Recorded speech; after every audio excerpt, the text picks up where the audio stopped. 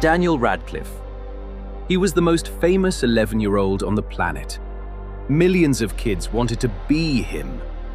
But behind the round glasses and the lightning bolt scar, Daniel Radcliffe was quietly falling apart. By the time he was 20, he was drinking himself to sleep, alone. This is the story Hollywood doesn't put in the trailer. In 2001, a shy, awkward kid from London became Harry Potter. And just like that, his childhood was over. No school hallways, no blending in, just cameras everywhere. He later admitted he was a naturally anxious kid who suddenly had the entire world staring at him and no idea how to handle it. So he found something that made the staring stop: alcohol. By his late teens, Radcliffe was going out to bars and clubs, already convinced everyone in the room was watching him. So he'd drink, fast, just to feel normal. Then he'd realize getting visibly drunk made people watch even more. So he'd drink more to cope with that. It became a spiral he couldn't see his way out of.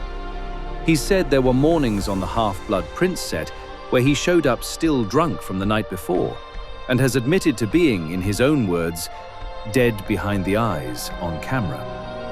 He insists he never drank on set, but off it, he was unraveling. Eventually, he got scared of his own behavior in public, scared of what the tabloids might catch, so he stopped going out altogether and started drinking alone at home. At just 20 years old, one of the most beloved actors on earth was isolating himself with a bottle, terrified of becoming a headline. Then, in 2010, no rehab stint, no scandal that forced his hand, Radcliffe simply woke up one morning after another blackout and thought, "This isn't good." And he quit, on his own. No relapse headlines, no public meltdown, just quiet, private willpower. From a guy who'd spent his entire adolescence with zero privacy. Today, Daniel Radcliffe is sober, thriving, and one of the most respected actors of his generation. Proof that surviving fame sometimes means saving yourself from it. Behind every famous face, there's a story worth telling.